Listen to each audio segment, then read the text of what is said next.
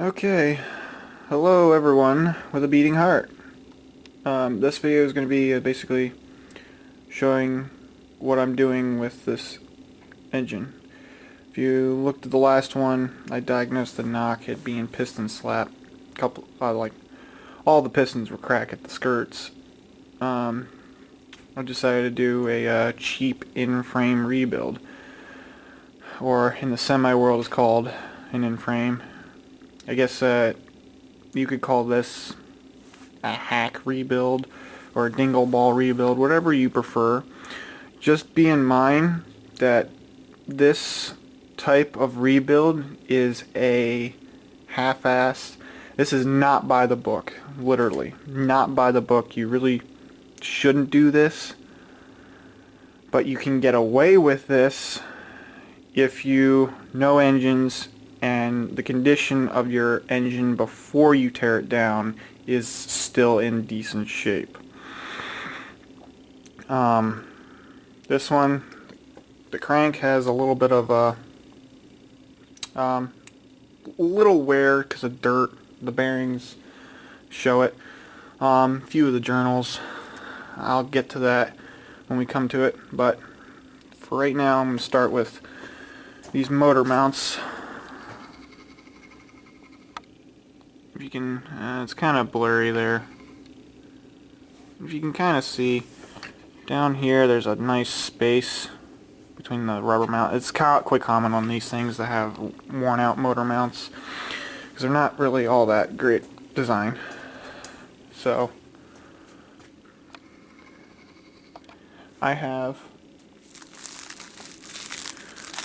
these, which are from Brown Dog Off-Road. For $100 you get heavy duty motor mounts with, I forget what rubber.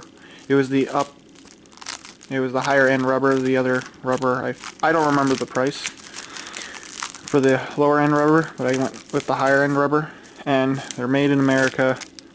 Pretty good construction, and they're definitely going to outlast what the stock motor mounts are.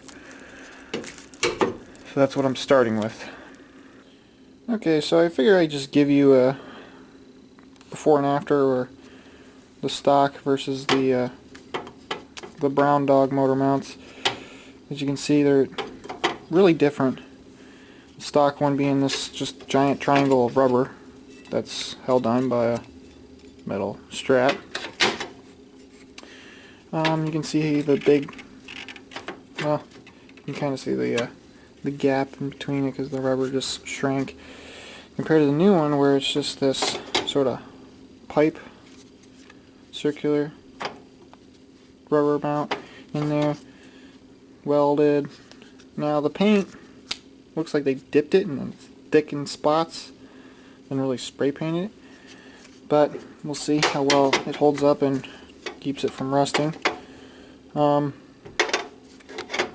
the most part, it's a pretty good product for $100. You get both mounts. As you can see, the driver's side's in there.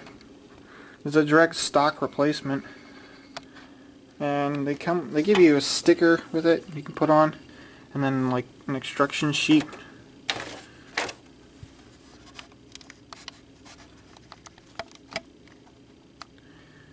They give you an instruction sheet that basically tells you the recommendations when you put this on. Now this thing has on here engine block bolts. They want you to Loctite them, but I think that's for, they also have a kit where they give you brand new engine mounts that bolt to the block, that bolt to here, that are held on by a few more bolts compared to the stock one, which I think this one's 2 bolts. Down the road I probably will do that, but right now, for what I got, it'll work. So there's the engine mounts. I'm going to put the other one in, and then we'll go from there. Alright, motor mounts are in. I actually weren't too hard to get in there. Everything actually came apart. And the only thing about going in there, they were like the width of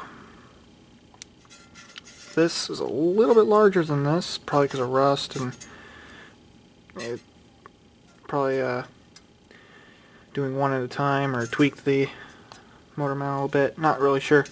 I had to use a hammer to get in there, but that's the only thing about that. Other than that, it was really not that bad, and they look pretty good in there. So, engine's not going anywhere with the new motor mounts. So there we go.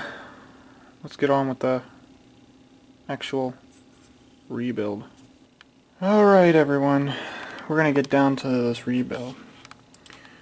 Now before I start, depending on how I edit this, I'm just going to state this. You might hear this numerous times. This is a what you would call a dingle ball rebuild, a half-ass rebuild, a hack rebuild, any one of those generic terms. In the semi world, this is called an Inframe.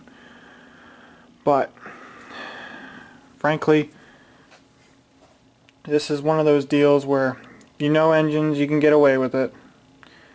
The condition of this engine was actually pretty good before I tore it down. Good oil pressure. It's still fired on all 6, except for number 5 was down a considerable amount. We'll see if that comes back. Basically, you can get away with this, with everything I've stated. Good oil pressure. It's still running on all 6, and the compression is pretty even. This one has 3 and 5, 5 being the most down. We'll see if it comes back a little bit. Due to the piston skirts cracking. Now, generally, the right way would do this would be to completely remove the block, tear down the whole entire block to nothing but the not even the crank in there, to just the cam bearings and block plugs, because usually machine shops can do that for you. Not too much extra charge. And what they would do is bore out the cylinders. They'll measure them, see if they really need to be bored out. More than likely they would need to be bored out. 10 over, 20 over, whatever. And you match the pistons and everything with new rings to match the new bored over size and put them in there. And at minimum, the crank, they will take the crank and they'll polish it at minimum if they can get away with it. If not, they would have to cut the crank, and then I think you would get, I believe they would call it undersized bearings, because you cut the crank and now you need more of a bearing to make up for that difference. But I'm not doing that. We're doing this the cheap way. So, cleaning the block right now, the top of the block, there was some leftover head gasket material on here. Some of it's still on here. For the most part, I'm using this gasket scraper just to scrape it off. Just to scrape off the big chunks. And then, when the big chunks are off, I'm using this. Now this doesn't spin that fast because my air pressure is not that good, but it spins enough to just sort of lightly get the crap off the deck of the block. And you don't want to see sparks because that's removing material. This just scratches it, which is just fine. I just want to clean the crap off of it, not remove material, and this will do it just fine. This is a wheel for a drill. It's really not meant for this, but since this doesn't have very good air pressure up to it, because my air compressor is not really adequate for that, it'll be fine. Now, I will go over what to look for with the cylinders and how to rehone them in a moment. The other thing to clean is the bolt holes. This is an old head bolt. You generally have to replace the head bolts when you do pull the head. Now you can get a tap or a thread chaser. I just took an old head bolt, took a grinding wheel or cutting wheel, and cut 2 slits into the threads, and then you just screw it in there, go up and down. It grabs the crud out of the threads, puts it in those lines in the bolt, cleaning them out, and you do that numerous times on all the bolt holes. So head bolt holes are cleaned out. Just have to finish cleaning the deck, and then we'll go on to the actually boring, or not boring, honing the cylinders. So now after cleaning, one last thing you want to do with cleaning when you're done boring out, or not boring, honing out all these cylinders, is just send compressed air through each and every bolt hole to get the liquid and crap out of there. Now before you actually do something like this, you need to grab one of these like Haynes or Chilton manuals. The only thing that's good about them is the specifications in them. Other than that, they're pretty much useless. Next thing to do is the re-hone the cylinders. Now this is one of the big important things to take into consideration when you want to do this, because you got to ask yourself, does this engine, before you tear it apart, burn oil? Yes. Okay, if it does burn oil, does it burn oil on startup after it's sat for like 6 to 8 hours or longer? And it only does it when you start it up. After that, the rest of the time you start it up and drive it, it's fine. That usually dictates valve stem seals. So if that is valve stem seals, you might want to take your head to a machine shop, have them do new valve guides, valves, valve cut, and seals while they're at it. Just have them go through the head. 2, but if it's not that, then it's burning oil constantly. Every time you hit the gas, blue smoke comes out the tailpipe. Well, that's where you pay attention to the cylinder walls. Now what you're looking for in the cylinder walls is, let's fix that a little bit. You can see it, that up and down type lines, those are like scoring. General rule of thumb is you take your bare fingernail and you run it across there. If your fingernail does not stop within that groove, it's not a big enough difference. It's not enough to make a big difference. And if it does, then it really has to be bored and then honed. But then the other thing is to watch out for, if it does burn a lot of oil, more than likely from the piston ring area, more than likely this will not fix it, and this will not do you any good whatsoever, because this gap right at the top here, this is where the piston rings stop. You can see the discoloration. That's where the piston rings stop. And again, use your fingernail and rub it there. If your fingernail does not stop, it's not really a big enough of a difference to really make a big deal out of it. Now I've already honed all these other cylinders, and you can see at number 2 here, the clear line of day in this one spot. My fingernail skips over it but doesn't stop. That cylinder is definitely out of round a little bit. By how much? I don't know. I don't have a dial bore gauge. Because the right way would be to get a dial bore gauge, measure each and every one of these cylinders to see how out of round or out of spec they are. And if they're out of round or out of spec, again, it's going to have to be engine be removed, bored over, 10 over, 20 over, depending on how much you need to do to get it absolutely perfectly straight up and down again. dictates on whether you can do this or not. Or there's another option where they basically bore the crap out of it and put a drive sleeve in. But that's only if you had a major catastrophe failure.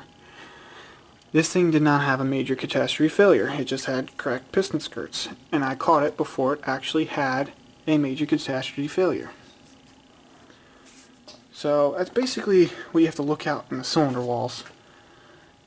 And I'll show you me honing this last one.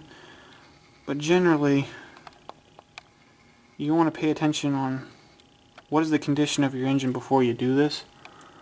Because if your engine burns a lot of oil and it's constant, more than likely it's the rings.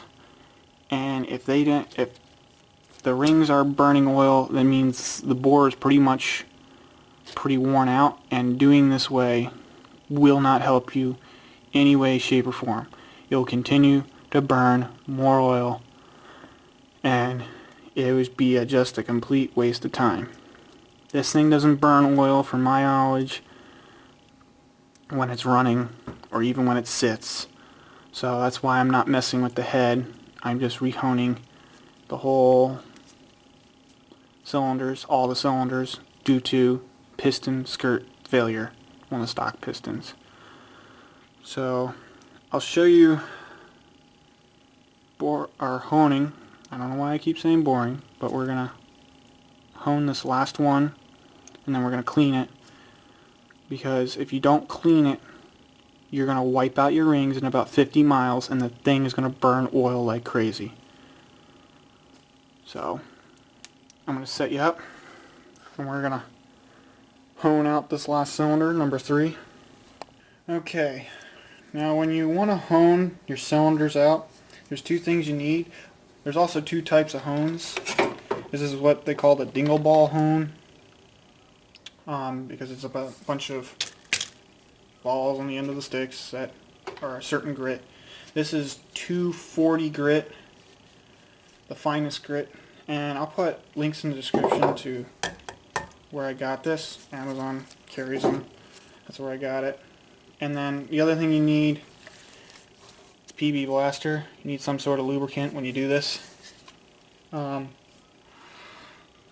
I have mine on the end of a drill, just a standard DeWalt drill. And basically, when you do this, you lubricate the crap out of it, and you go up and down as fast as possible to create a nice crosshatch. And when I mean crosshatch, when you're looking at the cylinder walls, you want the lines basically to be like this. The way my fingers look, that's crosshatching. You want that. Now there's other dingle balls that have much more rough type grit, but I just chose the finest one. And I believe that would be fine. So, grab your PB Blaster, spray the crap out of the cylinder.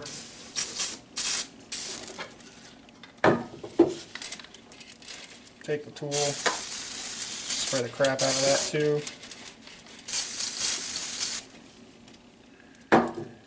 And then just go up and down.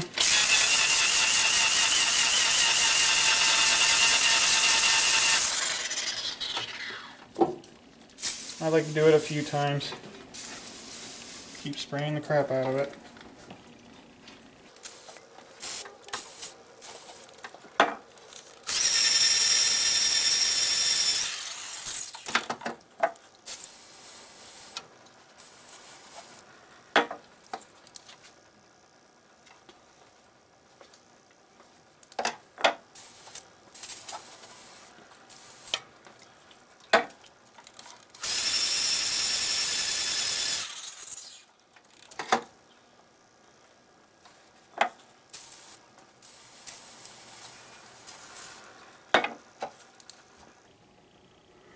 So there's my cross hatches.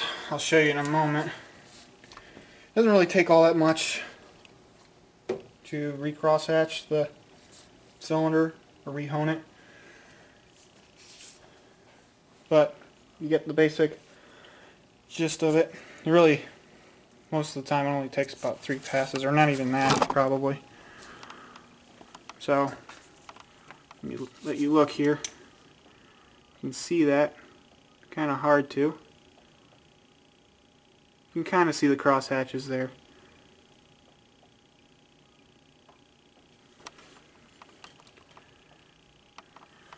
And when I put the, I'll also tell you the, for if you want to do this, I'll also tell you this, the bore spec, standard bore spec in the video. So after we're done cross hatching that, which is, it looks pretty good all the way around. It's very hard to see on the camera. So you can kind of see it there, but it's got nice cross hatches all the way around. The cylinder's all clean. Now we have to actually clean the crap out of the cylinder. So next thing you want to do is clean the cylinder. Now this is one of them hone brushes. This is to get the grit out of the cylinder walls, because if you don't do this you'll burn up the rings in about 50 miles. I use this stuff I got from Home Depot, Zep Heavy Duty Foaming Degreaser, because what you want is you want a cleaner that foams. The foam aspect of it lifts the grit out of the cross hatches and makes you able to wipe it out.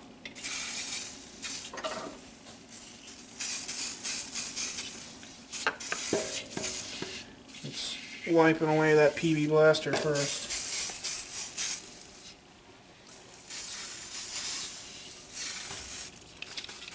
Stand those out.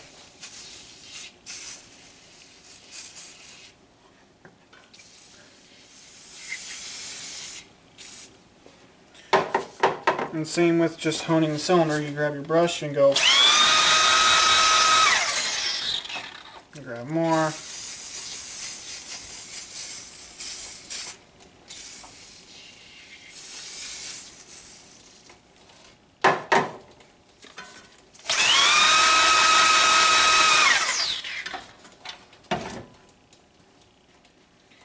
Then you grab some paper towel, preferably white.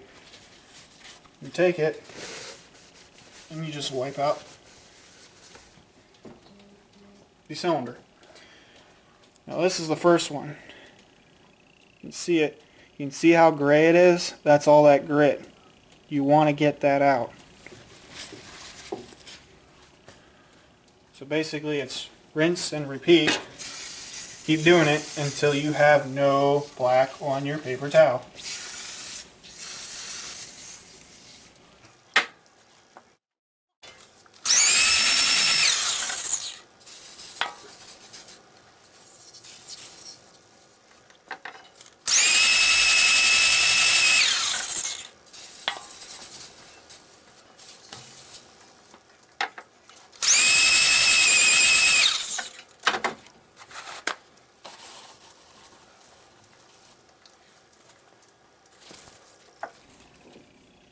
See? More grit. Keep doing that until nothing comes out.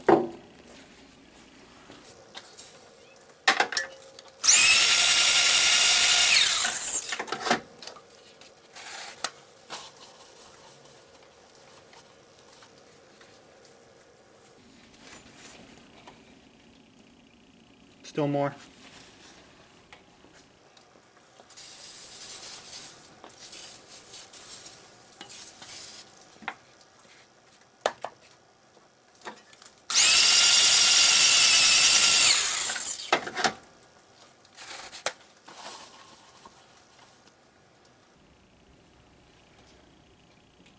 Not as bad, but still more.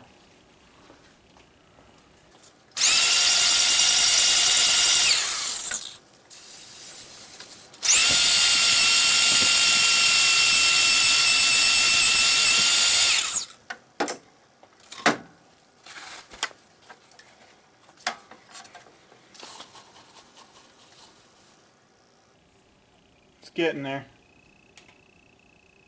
It's just a hint of gray.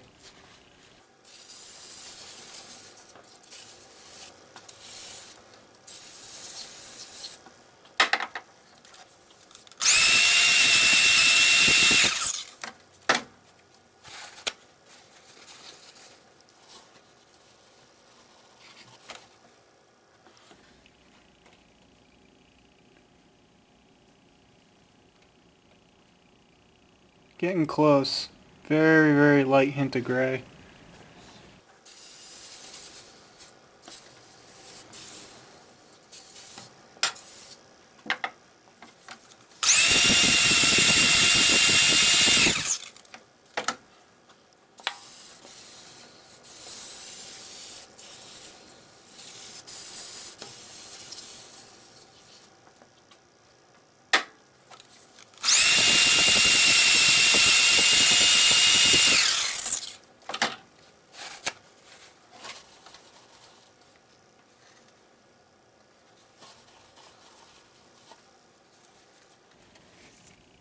Still got some in there.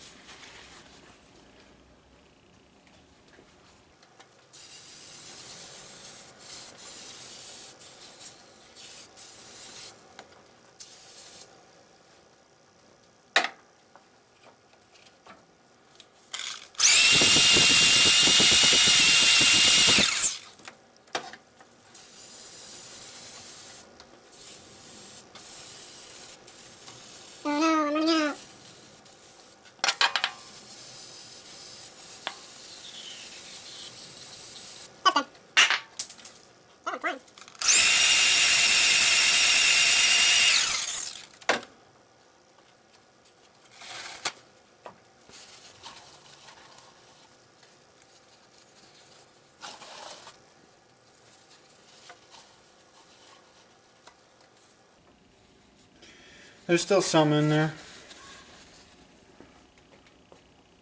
Now, when you do this,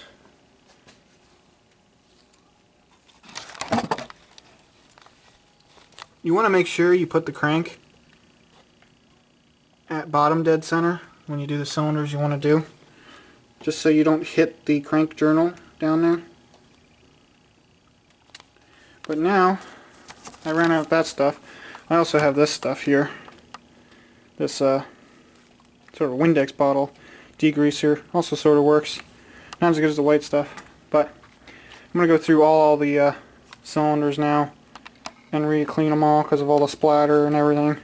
Just go down and clean everything again, and then we'll move on to the next step